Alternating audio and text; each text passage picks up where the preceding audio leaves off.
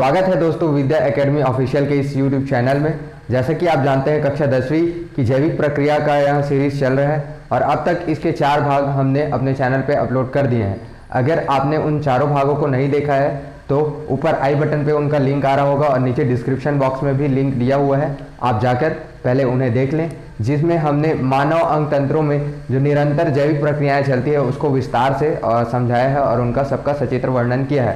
आज हम एक नया टॉपिक इसके अंदर स्टार्ट करने जा रहे हैं जिसमें पौधों में दैनिक जो जीवन प्रक्रियाएं होती है उनको हम देखेंगे। तो जैसे मनुष्यों को बढ़ने के लिए उनको ऊर्जा जो चाहिए रहती है उसके लिए निरंतर जैविक प्रक्रियाएं चलती रहती है, उसी प्रकार से हमारे पौधों में भी होता है।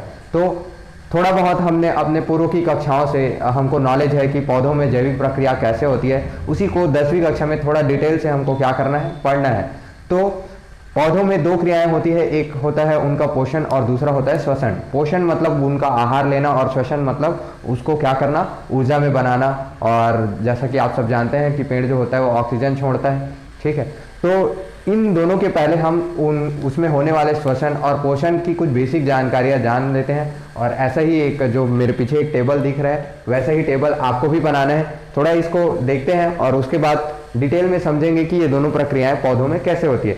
तो सबसे पहले तो 2000 साल पहले अरस्तु, जो कि एक भारतीय वैज्ञानिक है, ठीक है, आज से 2000 वर्ष पूर्व मान के चलिए आपके उस समय जो सन चल रहा होगा वो 00 के आसपास रहा होगा, 0 या 5, 10 ऐसे। जैसे आज 2021 चल रहा है तो वहाँ पे क्या रहा होगा, 5 साल 2 साल ऐसा टाइप का कुछ रहा होगा, ठीक। तो 2000 साल पहले अरस्तु जो थे उनका ये मानना था, इन्होंने कोई प्रयोग नहीं किया लेकिन इनका ये मानना था कि पौधों का पोषण किससे होता है, केवल और केवल मिट्टी से होता है, ठीक है। तो पौधा अगर बढ़ रहा है उसको कुछ पोषक तत्व मिल रहे हैं, तो कहाँ से मिल रहे हैं, मिट्टी से मिल रहा है। कैसे पता चला, क्योंकि पौधे का जड़ जो होता है वो जमीन पे होता है, ठीक है।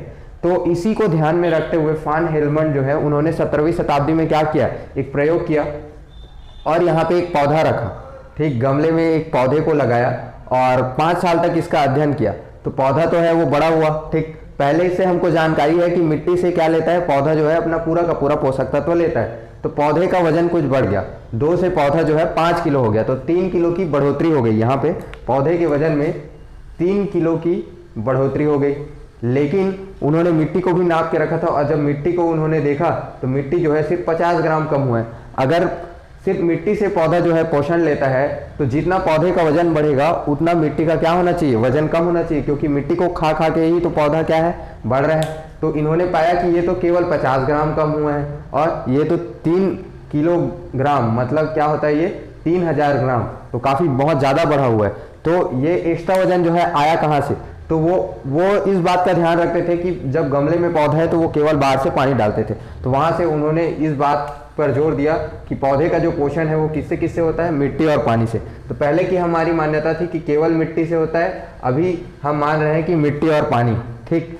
तो मिट्टी और पानी को ही ध्यान में रखते हुए 18वीं शताब्दी ने लगभग 100 साल बाद, जोसेफ प्रिस्टले नाम है इनका, ठीक, तो इन्होंने एक प्रयोग किया। तो इन्होंने क्या किया, इन्होंने ऐसे 4 जार लिए हैं, जार मतलब एक बंद ग्लास है, तो उसमें उन्होंने मोमबत्ती रखा। तो मोमबत्ती कुछ देर जली, उसके बाद क्या हो गई, बुझ गई। इसका मतलब अंदर का जो कुछ हवा था जो मोमबत्ती को जलाने के लिए सहायक था वो हवा क्या हो गया, खत्म हो गया, क्योंकि ये तो पूरा का पूरा क्या है, लॉक है, ठीक। फिर उन्होंने इसी प्रयोग को एक पौधे को अंदर में रखा और एक मोमबत्ती को अंदर में रखा। तो मोमबत्ती जलती रही और पौधा भी है क्या, बढ़ते रहा। तो उन्होंने वहां से ये निष्कर्ष निकाला कि जिस हवा को पौधा ले रहे हैं वो कहाँ से आ रही है, मोमबत्ती से आ रही है, और जो पौधा छोड़ रहा है वो किसको जलाने में सहायक है, मोमबत्ती को जलाने में सहायक है, इसलिए मोमबत्ती जो है वो नहीं बुझ रही। सेम प्रैक्टिकल उन्होंने एक चूहे को लिया, अब चूहे को एक जार में बंद किया तो चूहा क्या हो गया, चूहा मर गया। इसका मतलब है कि जार में जो हवा थी उसका उपयोग किसने किया, चूहे ने किया, और कुछ समय बाद वो हवा जो है समाप्त हो गई। जिस भी हवा को ये इस्तेमाल कर रहा था, हवा के जिस भाग को ये इस्तेमाल कर रहा था वो समाप्त हो गई, तो चूहा क्या हो गया, मर गया, ठीक। तो फिर उन्होंने इसी प्रयोग को एक पौधे और एक चूहे को साथ में लेकर किया, तो पौधा भी है जो बढ़ता रहा और चूहा भी है वो जिंदा रहा। तो उन्होंने ये निष्कर्ष निकाला कि ये जो चूहा जिस चीज को छोड़ रहा है वो पौधे के लिए सहायक है और पौधा जिस हवा के अवयव को छोड़ रहा है वो किसके लिए सहायक है, चूहे के लिए सहायक है। तो यहाँ वहां से ये निष्कर्ष देते हैं कि पौधों द्वारा छोड़ी जाने वाली हवा के अवयव की खोज, ठीक, तो पौधे द्वारा जो अवयव छोड़ रहा है वही मोमबत्ती को भी जलाने में सहायक है और वही चूहे को जिंदा रखने में भी सहायक है। तो उस समय वो सिर्फ इस अव्यय की खोज कर पाए थे। बाद में इसका नाम जो है वो क्या रखा गया है, ऑक्सीजन रखा गया। तो जोसेफ प्रिस्टले ने ऑक्सीजन है ऐसा करके नहीं बताया, उन्होंने सिर्फ ये बताया कि वह अव्यय जो पौधा छोड़ता है वही मोमबत्ती को भी जला रहा है और वही अव्यय जो है वो चूहा को भी जीवित रखा है। तो यहाँ से किसकी खोज हो गई, ऑक्सीजन नामक एक अव्यय की खोज हो गई जो पौधे को बढ़ाने में सहायक है। तो अभी तक क्या क्या हुआ, पहले केवल मिट्टी, फिर मिट्टी और पानी, अब ऑक्सीजन की भी जो मतलब एक अव्यय है जो कि क्या ले रहा है, हवा, पौधा ले रहा है और ऑक्सीजन को छोड़ रहा है। तो जो अव्यय लेता था वो क्या है, CO2 लेता है, कार्बन डाइऑक्साइड लेता है, अभी तक हमको पता है, ठीक है।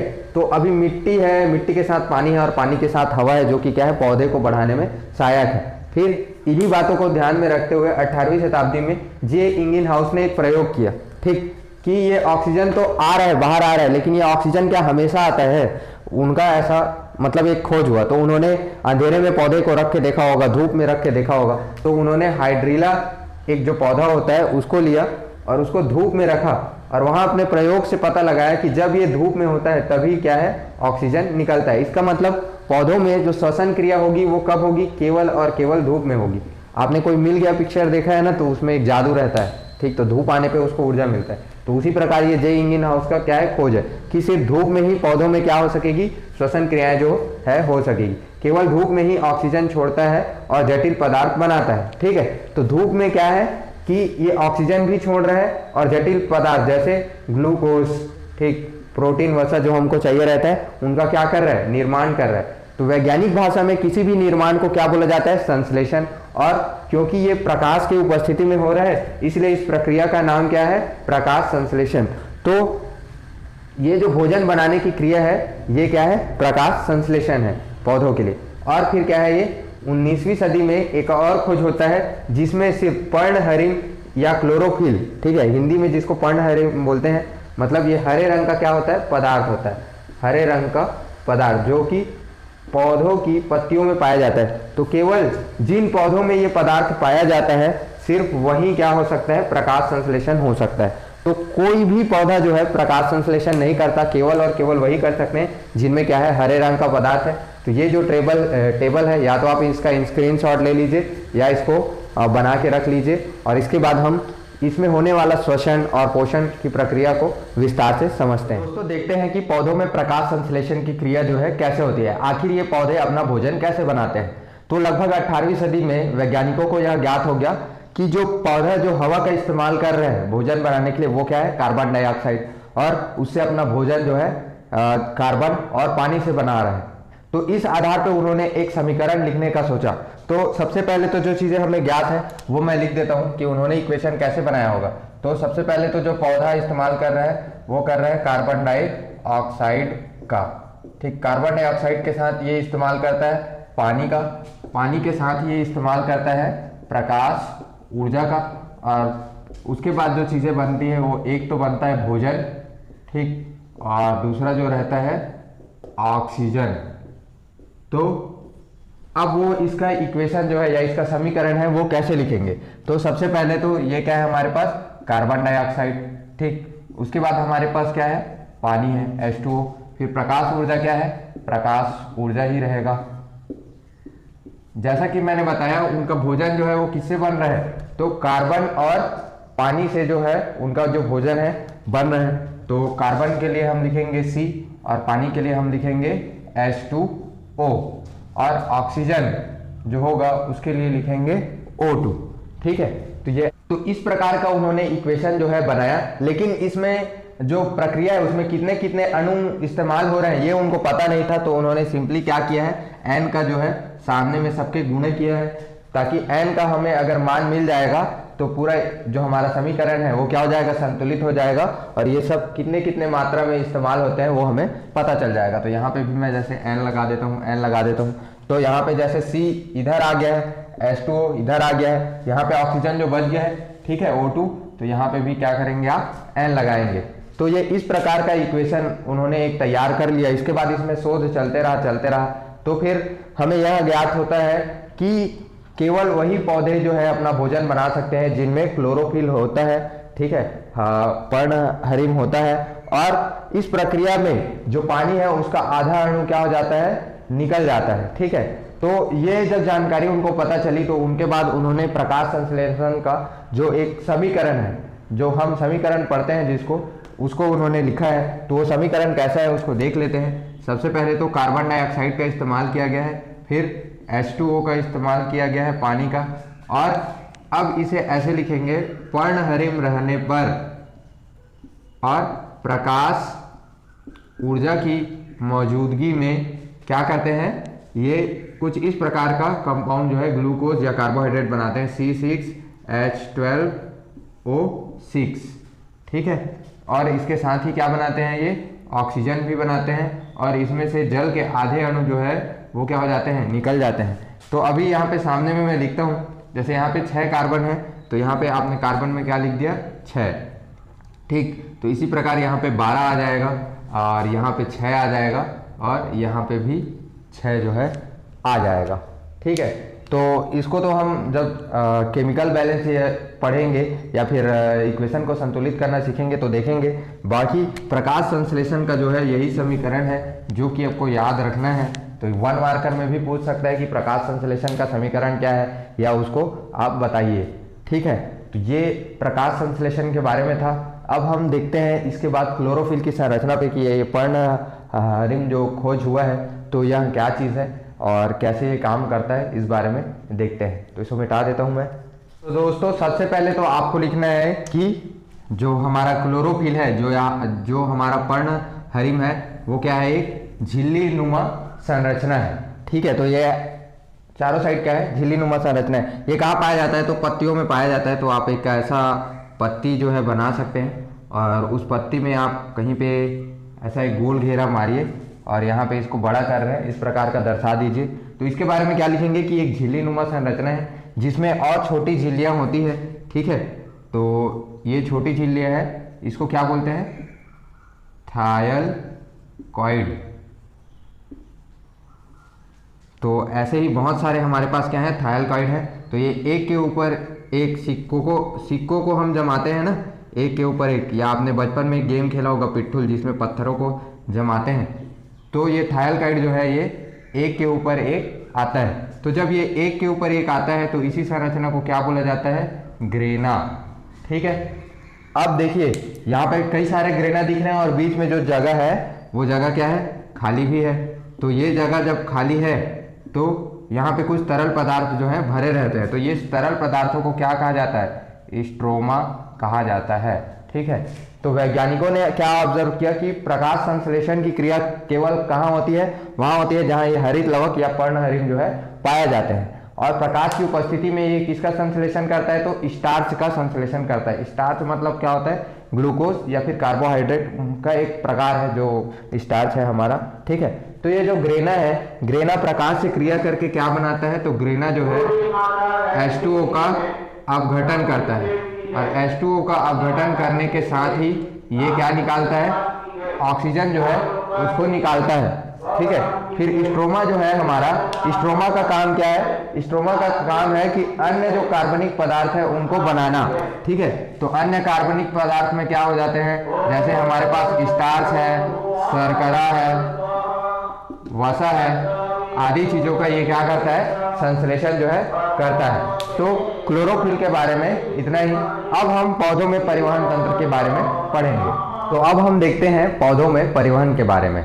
तो जैसा कि आपने अभी तक के क्लासेस में देख ही लिया है कि परिवहन के लिए मानवों में क्या होता है, तो रक्त वाहिनियां होती हैं, रक्त वाहिनियों में शिरा और धमनी होते हैं। तो उसी प्रकार जो पानी है या खनिज पदार्थ है जो कि मिट्टी में है, उसको पत्ती तक पहुंचाने के लिए, ताकि पौधा जो है अपना भोजन बना सके। जो हमारे पेड़ पौधे रहते हैं उनमें भी क्या होता है, परिवहन संबंधी कुछ उत्तक होते हैं, कुछ नालियां होती है, ठीक है। तो वो 2 प्रकार के होते हैं मेनली, और वो दोनों को हमें याद रखना है। एक क्या है, एक का नाम है जाइलम और दूसरे का नाम है फ्लोएम, ठीक है। तो इनके माध्यम से क्या होता है, अब जो भी परिवहन होगा पानी का या खनिज लवण का, वो जाइलम और फ्लोएम के माध्यम से पौधों में होता है, ठीक है। तो ये जो उत्तक है परिवहन संबंधी, ये जड़ों में कहाँ पाए जाते हैं, तो जैसे कि हमारे पौधे का जड़ है तो ये जाइलम और फ्लोएम जो है उसमें बीच की ओर पाए जाएंगे, ठीक है। तो जड़ में एकदम बीचों बीच जो रहता है ये जाइलम और फ्लोएम रहता है। और मान लीजिए कि ये हमारा तना है, ठीक है। तो जाइलम और फ्लोएम बीच में नहीं रहेगा, इसमें क्या रहेगा, इसमें ये बाहर की ओर रहेगा, ठीक है। तो हमको तो एक तो ये आ सकता है कि जाइलम और फ्लोएम का पौधों के विभिन्न भागों में क्या है, चित्र बनाइए। तो सबसे पहले तो हम बना लेते हैं क्या, एक पौधा बना लेते हैं। तो ये मेरा पौधा हो गया, ठीक है। यहाँ पे इसका जड़ थोड़ा सा कटिंग कर देते हैं ताकि हम अलग अलग भाग में कैसे कैसे जाइलम और फ्लोएम की संरचना है उसको हमें दिखाते बन जाए। और यहाँ पे मैं निकाल देता हूँ, मतलब यहाँ पे पत्ती है, ये बहुत बड़ा पत्ती है, ठीक है। यहाँ पे भी ये पत्ती है, यहाँ पे भी क्या है, ये जो है हमारा पत्ती है। तो अब विभिन्न भागों में जाइलम और फ्लोएम का चित्र हमको कैसे बनाना है। तो यहाँ पे आपको बनाना है क्या, एक गोल सा चित्र, फिर इसमें 2 प्लस खींचना है और यहाँ पे 4 ऐसे रंगोली जैसा बना दीजिएगा। फिर इसका नाम कैसे लिखेंगे, इसका नाम लिखेंगे हम, ये है हमारा जाइलम और ये क्या है हमारा फ्लोएम। फिर यहाँ पे जब हम तना में बनाएंगे तो तना में हमको कैसे बनाना है, तो तना में तो बताया गया है कि बाहर की ओर होता है। तो जैसे यहाँ पे आप पहले दिखाएं कि ये इसमें कहाँ है, बाहर की ओर है, इसमें कहाँ है, ये तो जड़ में जो है बीचों बीच है, ठीक। तो अब किसी एक को इसमें बड़ा करते हैं, जैसे ये वाले को मैं बड़ा करता हूँ, तो इसका चित्र जो है कैसे बनेगा, तो इसका चित्र जो है ऐसे बनेगा, ठीक। अब जो फ्लोएम है वो नीचे है, जाइलम है जो ऊपर में है, ठीक। तो यहाँ पे जैसे नीले कलर में मैंने नीचे को दिखाया है, तो यहाँ पे भी नीले कलर में मैं दिखा देता हूँ किसको, जाइलम को। और यहाँ पे रेड कलर में जो है मैं दिखा देता हूँ किसको, फ्लोएम को। यहाँ पे भी जो हमारा पत्ती है, अब पत्ती को काटेंगे बीच से, ठीक है। तो आप लोग इमेजिन कर पा रहे हो कि पत्ती को बीच से काटने पे क्या है, ये एक तना जैसा उसके बीचों बीच में रहता है ना, तो वो जो पत्ती है वो कैसे दिखेगा, तो वो जो पत्ती है वो कुछ ऐसा दिखेगा हमको, ठीक है। वो सामने साइड जा रहा है जो पत्ती है, ठीक। तो हमें यहाँ का जो है चित्र को बनाना है। तो यहाँ का चित्र कैसे बनेगा, तो थोड़ा सा बड़ा करके बनाता हूँ मैं, सॉरी,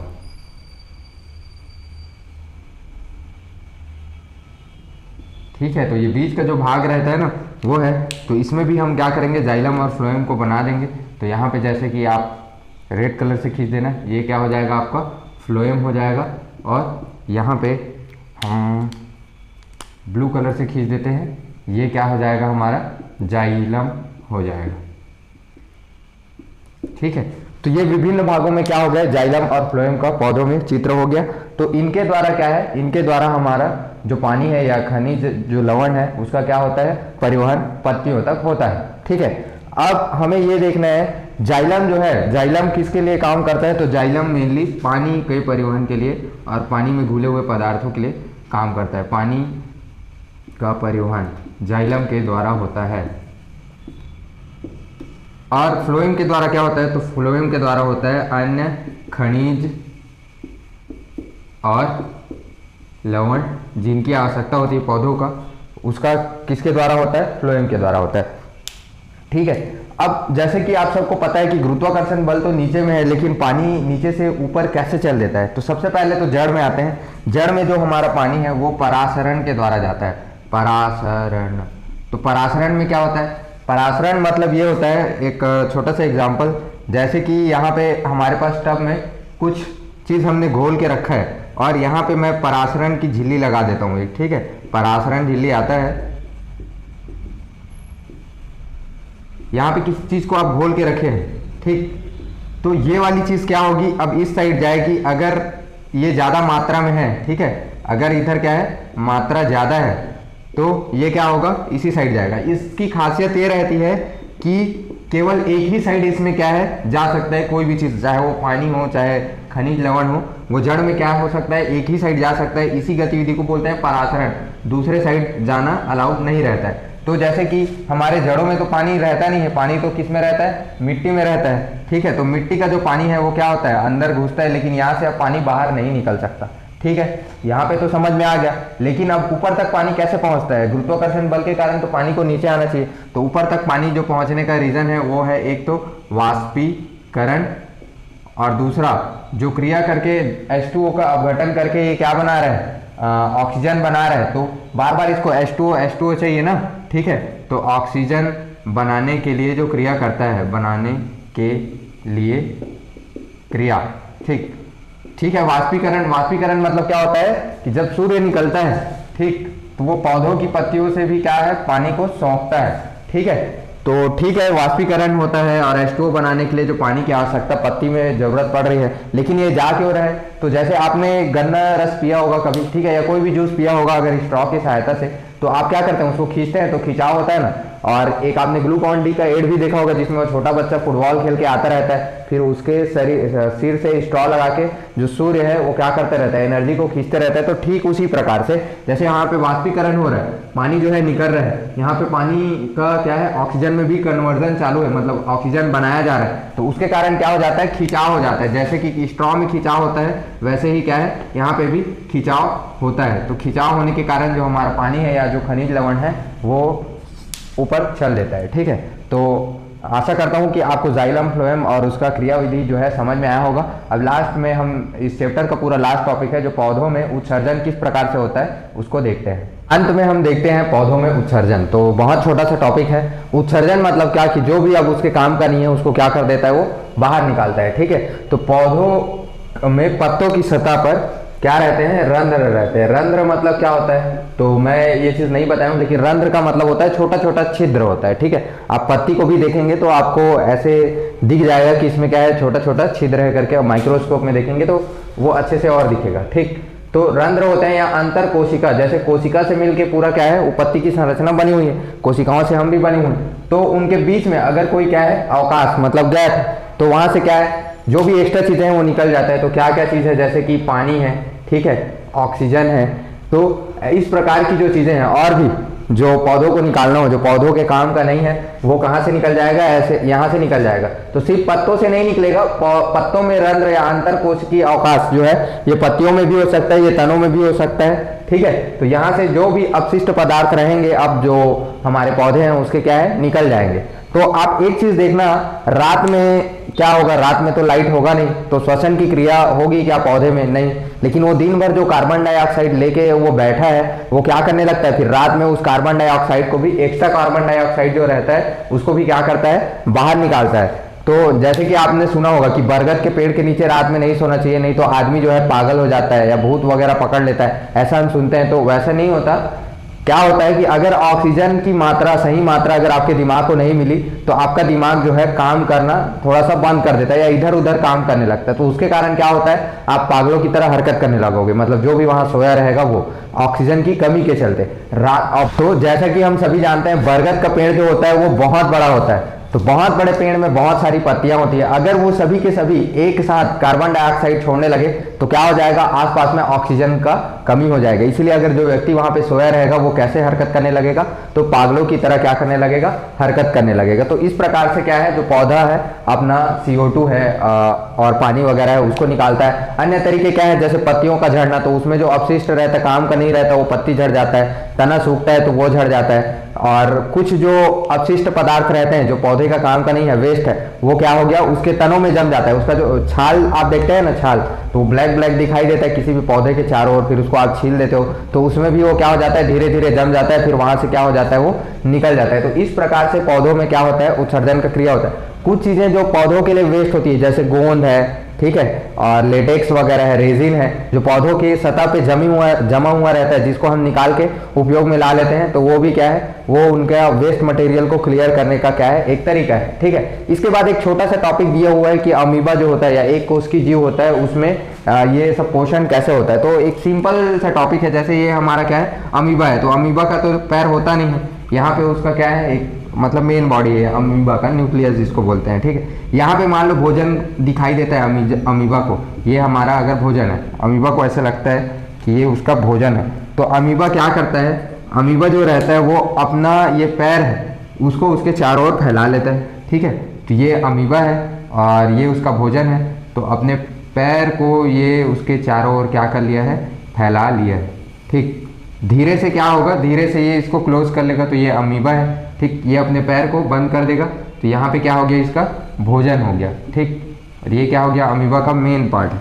मान लो कि अमीबा का क्या है, दिमाग है। तो ये भोजन, अब ये भोजन में इसका जिस चीज़ को उपयोग करना रहेगा कर लेगा, अब बाद में फिर अपने पैर के द्वारा क्या कर देगा, इसको निकाल लेगा। तो यहाँ पे जैसे ये मेन बॉडी है और यहाँ से जो भोजन का बचा खुचा था वो क्या हो गया, निकल गया। तो ये एक कोशिकीय जीव में जो है उसका जो भी जैविक प्रक्रिया है वो इस प्रकार से होता है कि एक बार और समझ लेते हैं। ये अमीबा अपना शेप जो है ना चेंज करते रहता है, एक ही कोश की जीव है। तो जैसे इसको यहाँ पे भोजन है करके दिखाई देता है तो क्या करता है, अपने पैर से घेर लेता है, फिर उस भोजन को अंदर ले लेता है, उसका इस्तेमाल कर लेता है और बाद में फिर क्या होता है, निकाल देता है। तो ये पूरा जो चैप्टर है जैविक प्रक्रिया का मतलब पार्ट 7 ये यहाँ पे आपका कंप्लीट होता है। अब कल से हम पार्ट 8 के लिए स्टार्ट करेंगे, तो हमारे साथ बने रहिए।